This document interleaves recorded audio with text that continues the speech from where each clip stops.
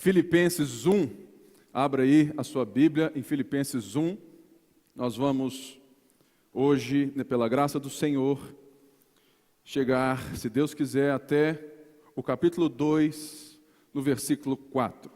Se você está aqui, tudo mais olhando assim para mim, falou, olha, ele não parece com a Helena, não é verdade? Não tem muita gente assim, olhando assim, olha, cadê a Helena? Helena mandou um beijo para todas vocês maravilhosas, ela está lá no Japão, e hoje vocês têm o Pipe, né? Que é alguém que tem uma palavra de Deus para você certamente, amém? E, olha, de todas as vezes que eu vejo, quando somos verdadeiramente tentados nesse mundo. De todas as crises que eu já tive na minha vida, e eu tenho certeza que muitas pessoas aqui, as maiores crises que eu já tive foram por sentir a pressão de me provar para alguém. Não é assim? Ou seja, constantemente nós somos, de fato, talvez é como se fôssemos assim, que de uma forma intensa, pressionados para nos provar quem você é, o seu valor, e as pessoas te julgam não por quem você é em si mesmo. Ninguém talvez vir assim e falar assim, ai, fulano é tão bonitinho, ele tem um coração tão bom. Ninguém segue ninguém no Instagram por causa do coração bom dessa pessoa. Não é verdade? Todo mundo segue, todo mundo vai atrás de quem conseguiu um certo resultado pelo seu próprio esforço e que, de alguma maneira, foi se dando identidade a partir dos seus dons e talentos. Certamente, todos nós estamos cientes de tantas pessoas próximas a nós ou muito famosas, que se você for ver a intimidade dessa pessoa, que talvez nós somos fãs dela, você vai ficar de boca aberta. De tamanha diferença da coerência daquilo que o dom, que o talento dessa pessoa traz para você, entrega para você, daquilo que ela vive na sua casa com os seus, da forma como que essa pessoa trata as pessoas, aqueles que muitas vezes, vivem para servi-la. Eu não sei, mas existe no nosso mundo essa tensão de que você é aquilo que você faz. E de que você precisa lutar todos os dias, matar o leão do dia, não tem essa? Hoje eu matei meu leão, glória a Deus, para que você seja respeitado, visto. Mas a carta de Filipenses é Paulo nos mostrando que mesmo preso, pois é, irmãos, a carta que Paulo chama a carta da alegria, Paulo escreve de uma prisão, em situações totalmente adversas às nossas, que hoje estamos aqui no ar-condicionado, tranquilinho, não tem ninguém nos incomodando. Paulo, por causa da mensagem que nós estamos aqui hoje para ouvir, ele era considerado um homem perigoso. Ou seja, Paulo tinha tudo para tentar se provar, a ponto de usar uma coisa que todo mundo, sonhava em ter naquela época, que era a cidadania romana. Essa carta é escrita para uma cidade de Filipos, na Europa, ou seja, que tinha sido montada por Roma para ser algo que seria talvez uma mini Roma.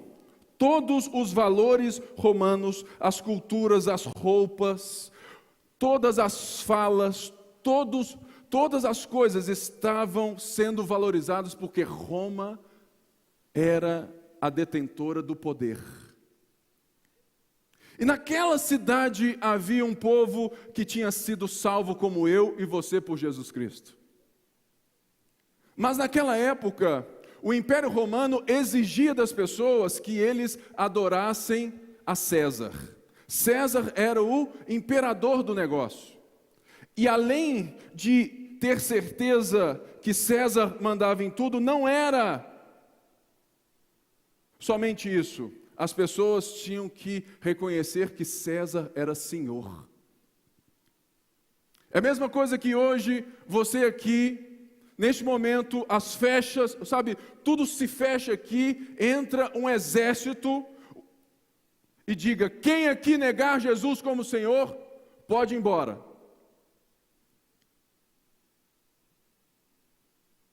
Ou seja, a igreja que nós vamos ler a carta estava sendo pressionada por causa da sua confissão em Jesus Cristo. Porque elas tinham sido atingidas, transformadas pelo Evangelho. E Paulo vai nos relatar agora o que é o olhar da vida de alguém que conhece a Jesus Cristo. E a pergunta que eu faço antes de ler o texto é: quais são as coisas na sua vida que o Evangelho transformou? Quais são as áreas da sua vida que Jesus Cristo já te mudou? Será que rapidamente assim você pode lembrar de uma ou duas? Irmãos, não sei e é quase certo que ninguém aqui saiba, mas eu sou gago. A partir do momento que eu descer nessa escada, se você vir aqui, eu vou gaguejar com você. Eu era tímido, tranquilo, egoísta que dói. Eu ainda sou um pouquinho, mas Deus está me transformando, não é verdade? Um homem totalmente fechado, individualista, e que achava que tinha que escolher a profissão de bastidor. Mas de repente, Jesus me salvou. E eu recebi um chamado que mudou a minha forma de ver a mim mesmo. A ponto de estar aqui nessa noite, ciente das minhas fraquezas e da minha, sabe, e que de fato eu sou gago, mas deixando que o Evangelho me atinja de tal maneira que eu possa anunciar essa palavra para vocês. Ou seja, o que Paulo vai nos falar é porque o Evangelho mudou a vida dele. E muitas vezes, irmãos, nós estamos entrando num barco furado quando nós vamos dividir as coisas da nossa vida. Sabe, irmãos, infelizmente nós ainda temos uma ideia de santo e secular, não tem essa?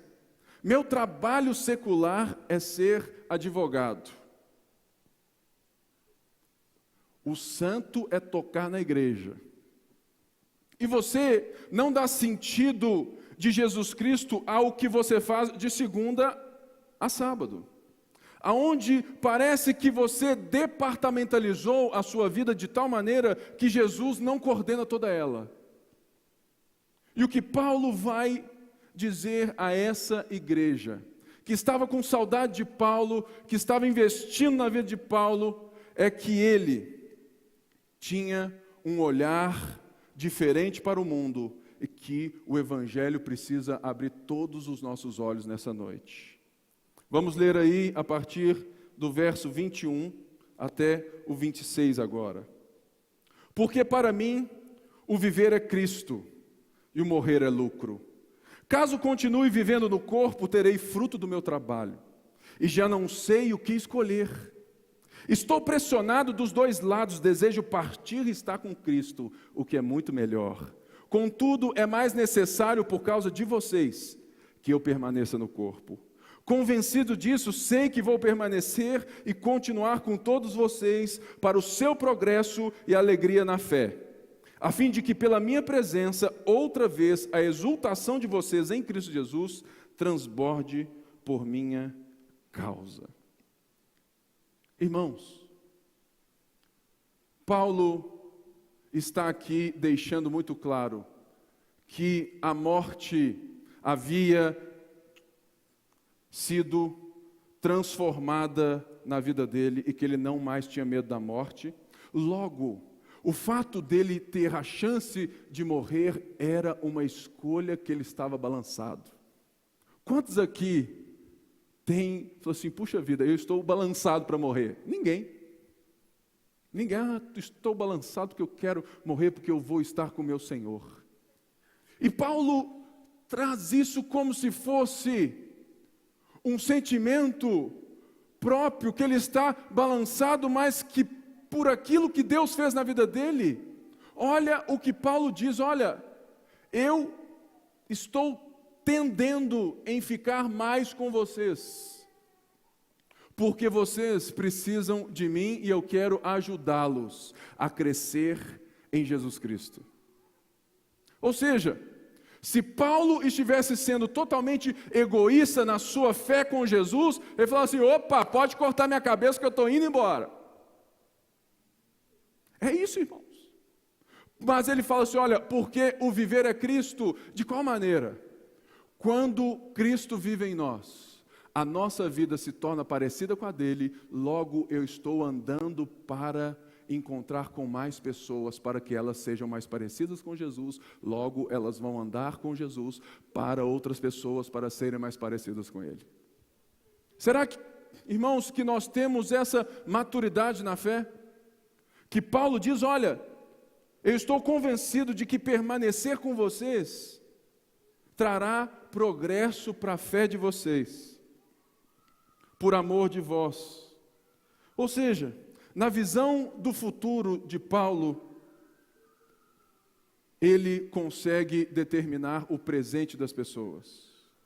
O nosso problema hoje é que mesmo crendo em Jesus Cristo, a nossa visão de futuro ainda continua sendo igual à das pessoas que não creem nele.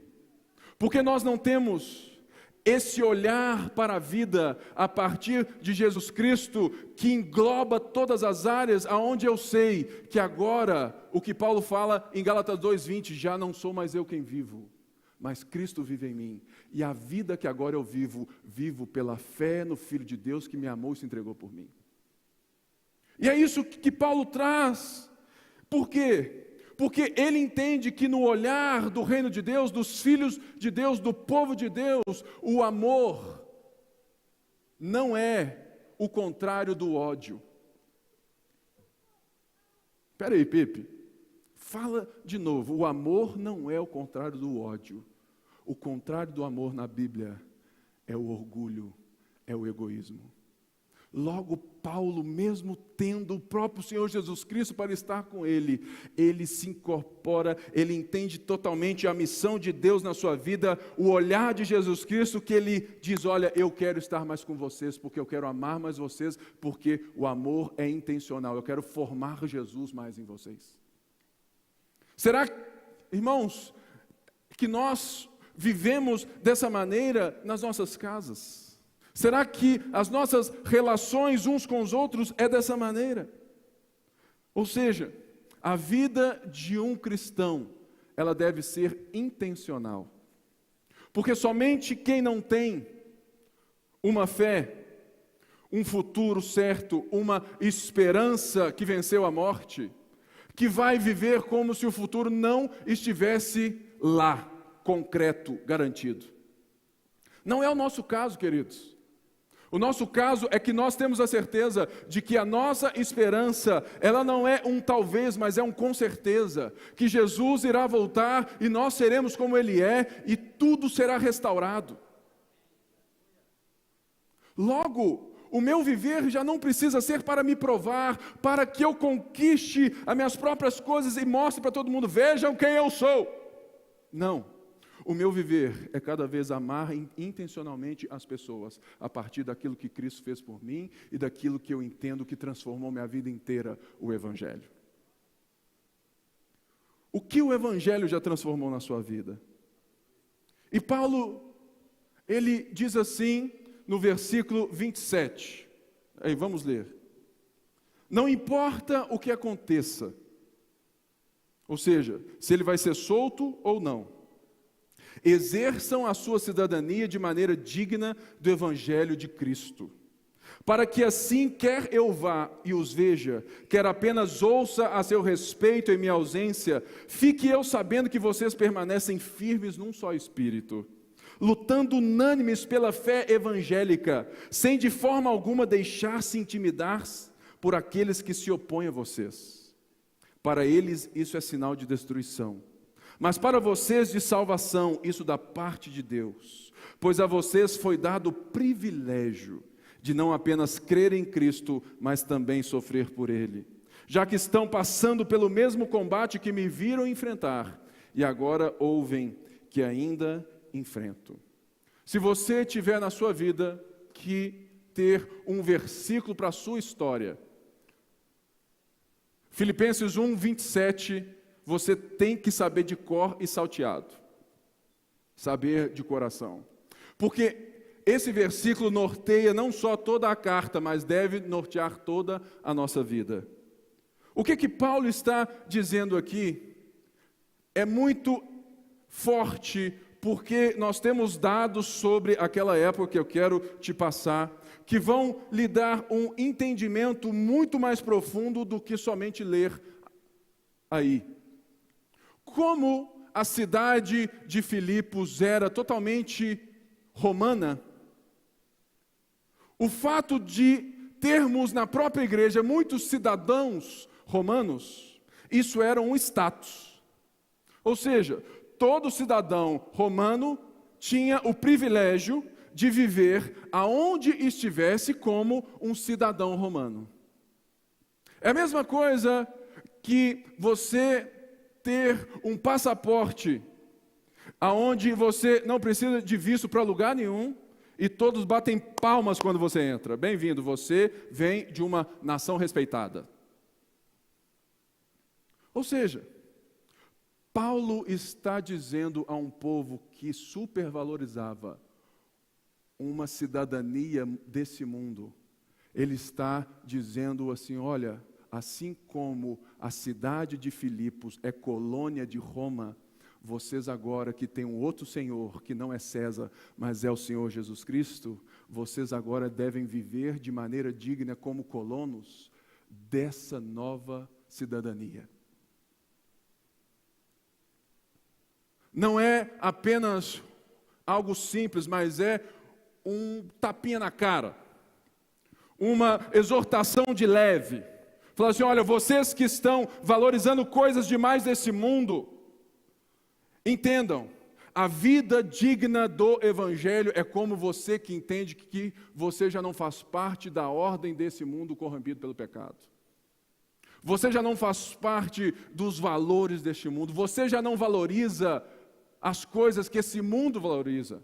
Você já não dá valor para as coisas exteriores. Você já não dá valor para os carros melhores. Você já não dá valor para os rostinhos bonitos. Você já não dá valor mais para quem tem mais dinheiro. Você dá valor para aquilo que você vê que o Senhor Jesus valoriza. Porque agora nós já não somos deste mundo.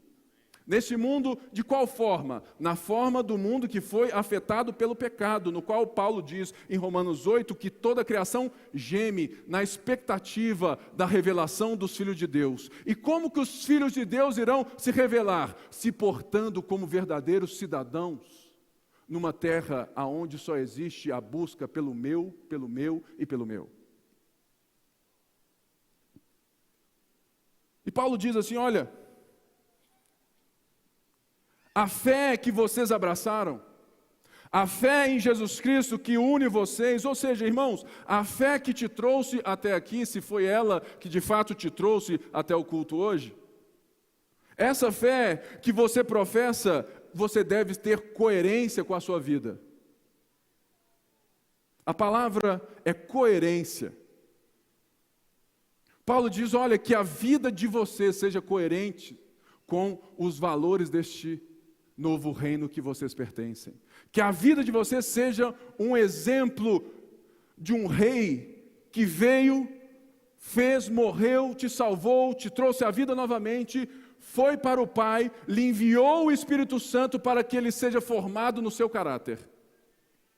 O nosso problema é que nós estamos tão acostumados com uma religião do que com um relacionamento. Toda religião é simples. Ela faz parte da sua vida quando ela te interessa. Ou seja, quando me interessa servir a Jesus, eu estou lá. Mas Jesus não faz parte de toda a forma que eu enxergo a vida. O que Paulo está dizendo é o contrário. Seja uma pessoa digna do nome que você carrega. Viva entre o mundo, viva no meio das pessoas, viva no mundo tenebroso, viva no meio das crises, viva no meio da perseguição que vocês estão sofrendo, irmãos sendo mortos, viva de uma maneira digna desse reino que vai vir com certeza. Ou seja, no mundo de hoje, não se busca mais respostas pela verdade. O mundo de hoje, aonde nós temos, como nome a pós-modernidade, é justamente porque a modernidade, ela vem com um discurso de que pela razão, ou seja, pela força soberana do homem, o homem é capaz de construir o céu na terra. Ou seja, pelo uso da razão, da tecnologia, veja as frases da bandeira do nosso Brasil que foram feitas em 1889, na época excêntrica do pensamento moderno. Ordem e progresso. Ou seja, vamos ordenando as coisas pela nossa própria força e tecnologicamente vamos avançando. Aonde que isso acabou? Em 2 guerras mundiais. 2 guerras explodiram o mundo. Por quê? Porque é uma prova de que o homem é incapaz de se unir num propósito conjunto, porque ele ama mais a si mesmo. E logo a partir disso, a partir ali de 1950, nós entramos num novo tipo de pensamento, aonde todos aqui sabem muito bem que não existe mais uma verdade que responde todas as perguntas.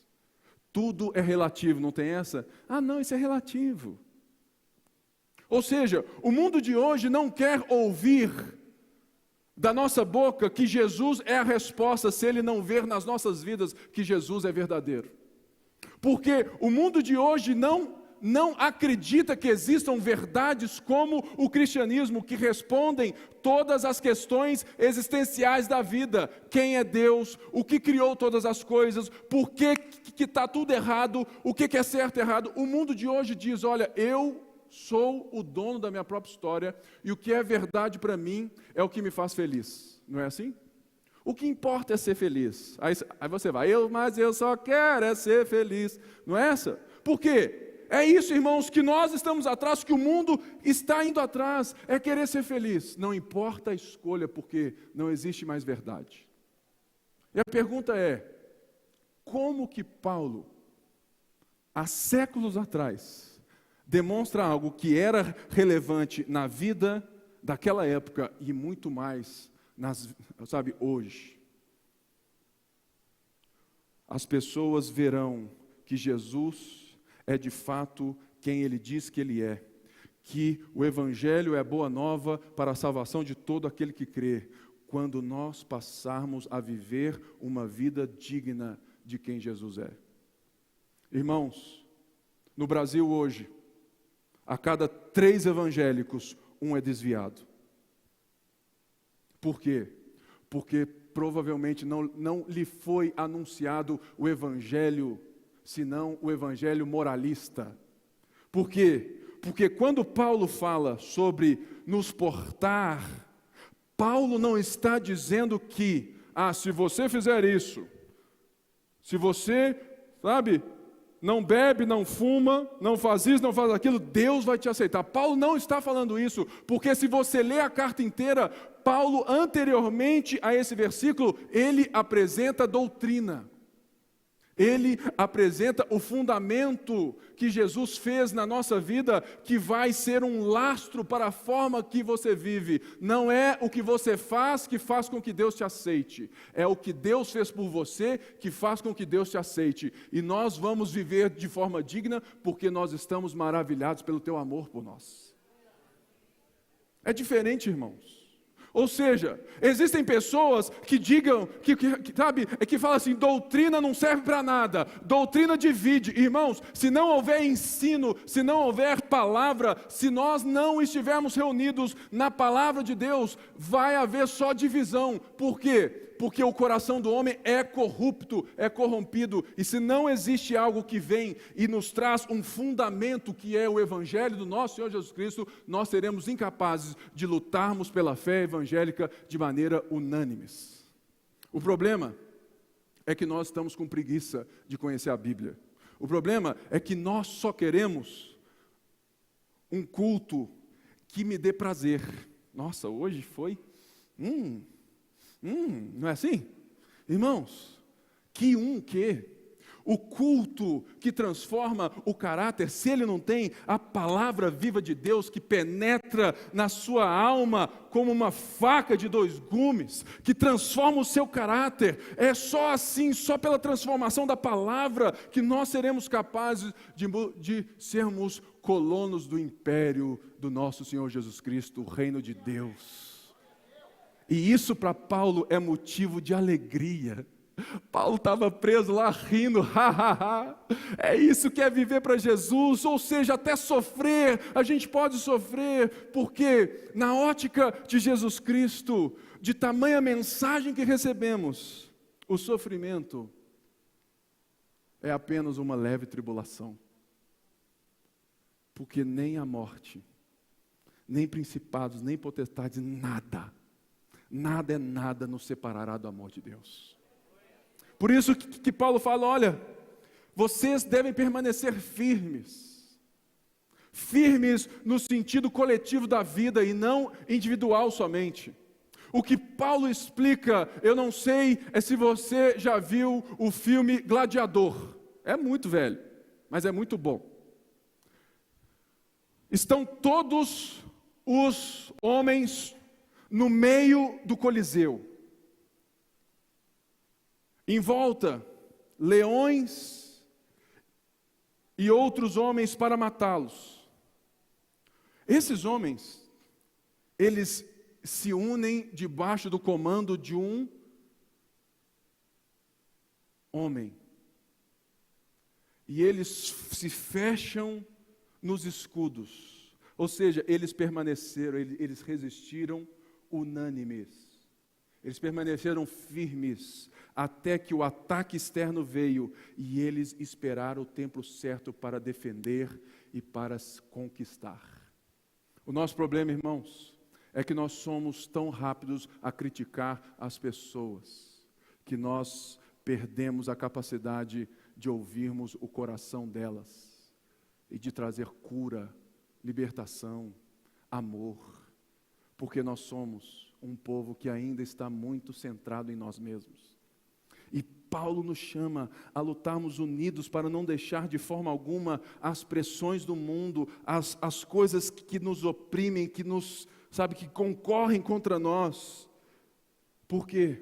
Porque para o olhar do mundo, eles falam assim, cara, por que você não desiste da sua fé? Por quê? Querido, é simples.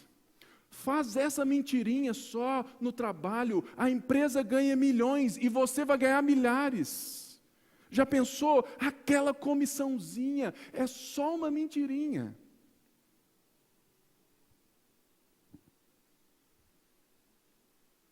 Paulo diz: não, não é só uma mentirinha para quem tem um mundo que foi totalmente reconstruído a partir do Evangelho da Graça. A minha alegria é poder olhar no seu olho e falar: não, porque o meu Senhor não é o dinheiro, é Jesus. Isso que hoje para nós é, muitas vezes, um tempo de dor. Mas existem irmãos nossos nesse momento que sofrem no corpo físico por causa da sua fé. Aqui está tudo muito bem. E às vezes isso é preocupante para nós. Ou seja, a vida que nós estamos vivendo, ela é somente para aqueles que creem em Jesus. É impossível um não crente viver tamanha vida uns com os outros, por mais que possa dar a entender que isso seja possível. Por quê, irmãos? Porque se nós cremos que o mundo caiu no pecado, e se o pecado é justamente quando o homem olha para si mesmo e constrói todas as coisas a partir de si mesmo, o homem sem Jesus Cristo é incapaz de viver a vida sem, em algum momento, dar glórias a si mesmo. Pipe, e aquele povo que faz obra social e tudo mais, lindo, maravilhoso, glória a Deus, mas todo coração é corrompido e só Jesus pode nos resgatar de novo para aquilo que Paulo está nos chamando a viver, uma vida com o olhar em Deus e no próximo. Porque sem Jesus, em algum momento, eu vou querer a glória. Por quê? Porque eu não tenho uma base que me dá certeza de que eu estou no caminho certo. Logo, eu preciso me agarrar a alguma coisa que eu não tenho. Nós não precisamos disso. Nós nos agarramos em Jesus, a âncora da nossa salvação. Ou seja, então, é justamente a partir disso que ele fala: olha, por causa disso, vocês têm o privilégio de não somente crer em Cristo, mas sofrer por Ele. Irmãos, num tempo onde muitas pessoas só querem jogar muitas palavras de autoajuda em você, falando que você é bom, que você vai fazer, que você consegue, aleluia, vamos para frente, lá, lá, lá, lá, lá, lá. Irmãos, o Evangelho, ele se move quando a gente aceita a perder a nossa vida para a causa de Cristo. E isso não é demérito, isso não é derrota, isso é derrota aos olhos de quem não reconhece que precisa de um Salvador. Mas se você está aqui nessa noite, e se você que me ouve, me assiste nessa noite, você crê que o mundo vai de mal a pior, nós temos um Salvador que veio dos céus para te resgatar. Por isso, o sofrimento, por causa de Cristo, ele se torna apenas um momento. Por quê? Porque para mim o morrer é Cristo. Desculpa. O viver é Cristo, mas o morrer é lucro. A morte morreu na morte de Cristo, está tudo resolvido. Pode me matar, pode me perseguir. Eu sei em quem tenho crido. Essa é a mensagem que Paulo diz. E consequentemente, então, Paulo vai levar a maturidade espiritual dessa igreja. Por quê? Essa igreja estava tendo divisões, brigas, como qualquer igreja. Se você veio aqui e falou: eu quero a igreja perfeita, você está no lugar errado. Porque ela não existe, porque todos nós estamos no processo de transformação. Se você ficar 10 dias vivendo lá em casa, você vai dizer a frase que eu amo da minha mulher: você é chato, hein, Pipe? Você é chato. Irmãos, eu sou chato. Mas ela olha assim para mim, com aqueles olhinhos grandes assim dela, aquele sorriso maravilhoso. Ela está aqui: você é o meu chato. Você é chato, mas você é o meu chato. E é isso que Paulo traz, irmãos. Se Deus fez isso tudo para nós, Olha o que Ele vai nos elevar. Olha a certeza que Ele quer nos dar quando vamos ler aqui 2 a partir do que, né, aqui do 2, do 1 a 4. Aí pode abrir aí. Glória a Deus. Diz assim: se por estarmos em Cristo, nós temos alguma motivação, alguma exortação de amor, alguma comunhão no Espírito, alguma profunda afeição e compaixão, completem a minha alegria, tendo o mesmo modo de pensar, o mesmo amor, um só Espírito e uma só atitude. Não façam por ambição egoísta ou por vaidade, mas humildemente considerem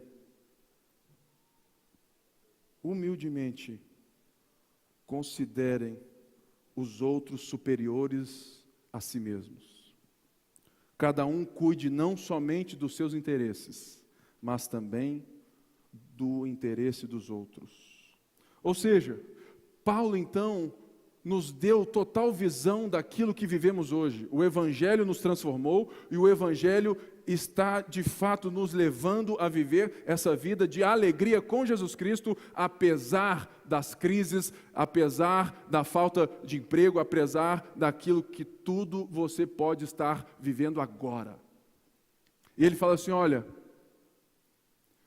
se eu chamo vocês a viverem dignamente como povo dos céus, como um povo que está como uma embaixada de Cristo na terra, ou seja, se por estarmos em Cristo,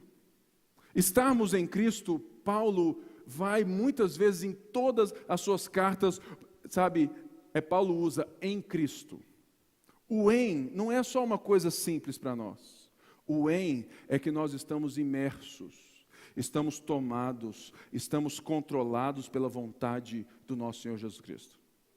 Ou seja, por estarmos em Cristo, ou seja, por estarmos vivendo a vida de Jesus Cristo, por termos Jesus como nosso amor maior, se existe alguma motivação, se existe alguma exortação de amor, alguma profunda afeição e compaixão.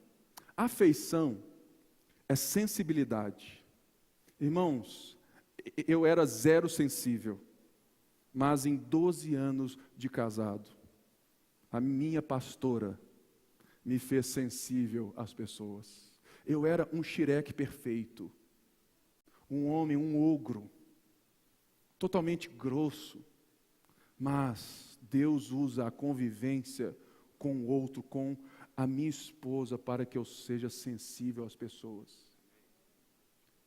Ou seja, o Evangelho nos dá sensibilidade, porque quando estamos em Cristo, já não é a minha vida que importa, é a vida do próximo. Logo, o Evangelho fala assim, olha, por termos profundas afeições, ou seja, sensibilidade.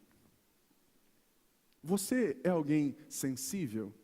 Você fala assim, que isso, pastor? Eu, sensível? Irmãos, homem sensível casa muito melhor, sabia disso? Homem sensível mantém as relações na empresa muito mais avançadas. Porque sensibilidade não é coisa de mulher, sensibilidade é coisa de gente madura na fé. Um líder, seja na igreja, seja na empresa, seja na sua casa, se ele não for sensível às pessoas, ele não tem a palavra de remédio para a hora certa, para o momento certo, o abraço certo. Irmão, seja sensível. Eu oro sensibilidade para nós em nome de Jesus. E compaixão. Compaixão é justamente eu ter uma graça de Deus, de me colocar no lugar do outro, entender a dor do outro e conseguir aliviá-lo. Ou seja, se por estarmos em Jesus Cristo, nós temos habilidade para sentir, abraçar as pessoas e nos colocar no lugar delas, é isso que Paulo está falando. Considerem os outros superiores a si mesmos, humildemente. Ou seja, tendo o mesmo modo de pensar. Essa palavra aqui, no grego, ela tem um outro sentido do nosso sentido de pensar. O pensar aqui é esse pensar ativo da ação, do abraço, do calor, mas que não despreza aquilo que ele conhece. É um pensar íntegro. Ou seja, eu conheço a Cristo, eu conheço a doutrina, eu conheço a palavra, eu conheço a Deus e por isso eu me movo em direção àquilo que eu conheço e confio. É o lastro que me faz mover porque eu quero que as outras pessoas estejam unidas no pensamento. Qual pensamento? Do Evangelho. Ou seja, tendo o mesmo modo de pensar, andando junto na motivação moral correta, na ação de abraçar, de sentir e de se compadecer das pessoas. Por isso, nós as consideramos maiores. E tem aqui, para a gente ir muito alegre para casa, diz assim: não façam por ambição egoísta ou por vaidade. Paulo lembra aqui que, lá no capítulo 1, Paulo disse que tinham alguns que estavam pregando a Cristo por ambição egoísta e por vaidade. Irmão, eu já vivi isso muito. Mesmo sendo gago, já tem quase 20 anos que eu prego. E olha, que eu sou novo. Quantas vezes, se nós não pedimos para Jesus sondar o nosso coração, a gente sobe aqui para que no final todos falem assim: nó, pastor é bom, hein? E você sai, né? Ou seja, aí mora o perigo. Porque você, sendo pastor, sendo líder, sendo pai, sendo quem você for, você começa a se julgar pelo dom de Deus, mas o dom não é seu, é de Deus, Deus te usou, então você fica quieto. A glória é dele. Irmãos, todo mundo passa por isso, mas Paulo fala assim: olha, considere os outros, ambição, vaidade. Tem muita gente que tem vaidade de ser crente e considera o povo não crente, sabe, que pena, vai para o inferno. Paulo nunca falaria isso, querido. Paulo falou assim: olha, que pena você que enxerga a fé só para si mesmo. Pode ser então que você não tenha entendido coisa nenhuma. Porque se você não tem sensibilidade e compaixão dos que estão perdidos, você não entendeu aquele que te resgatou. Por isso, considere os outros, humildemente. Irmãos, os crentes não deveriam ser competidores, mas cooperadores. O nosso problema é que a gente compete demais, porque a gente não tem a mente transformada, porque, sinceramente, se nós fizermos uma pesquisa na igreja de quem lê a Bíblia, nós vamos ficar surpresos. Todo atendimento pastoral meu é simples. A pessoa senta e quase sempre é simples. Como está a sua vida com Deus? Sendo muito claro, como está a sua leitura bíblica e a sua vida de oração?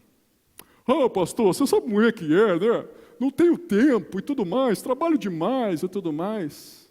Falou assim: olha, é por isso que você não tem a firmeza e está aqui na minha frente. Porque você não tem a capacidade, a humildade de saber que você precisa de alimento de Deus todos os dias. Porque, irmãos, humildade não é se negar, não é não se dar valor. Humildade naquele mundo era mal visto. Por quê? Porque eles diziam que a quem é humilde. Meu avô mesmo virava para meu pai e dizia: quem se abaixa demais mostra a bunda. Não tem essa? Irmãos, em Cristo não. Ele se rebaixou de tal maneira que ele não somente mostrou uma parte, mas ele estava nu naquela cruz por mim e por você. Ou seja, humildade é quando eu conheço a Deus de tal maneira, e por conhecer a Deus, eu me conheço de tal maneira que eu sou capaz de dar honra às outras pessoas, porque eu sei que Cristo já me deu. Porque somente quem oprime, não é porque eles sabem que eles são, não, mas porque eles precisam oprimir para ser alguém. Se você é alguém que oprime as pessoas, não é porque você é bonzão, não, é porque você necessita de aplauso e de mostrar o seu poder. Humildade é coisa de crente maduro, que já sabe quem é, já sabe quem Deus é e sabe quem Cristo nos fez e nos chamou. Logo, eu posso servir as pessoas e não oprimir as pessoas. É por isso que o próprio Senhor Jesus diz, olha, aquele que quiser ser maior, seja aquele que sirva. Porque a ótica do reino de Deus é a alegria de permanecermos na fé juntos. E para isso precisamos considerar os outros dignos da nossa honra, dignos do amor, assim como nós fomos perdoados.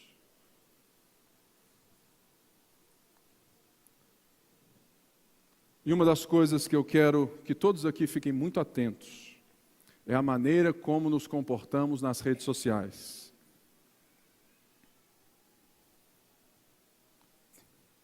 Rede social é maravilhoso, mas se torna a arena dos covardes quando a gente emite qualquer opinião atingindo quem quiser. Crente não briga com crente no Facebook.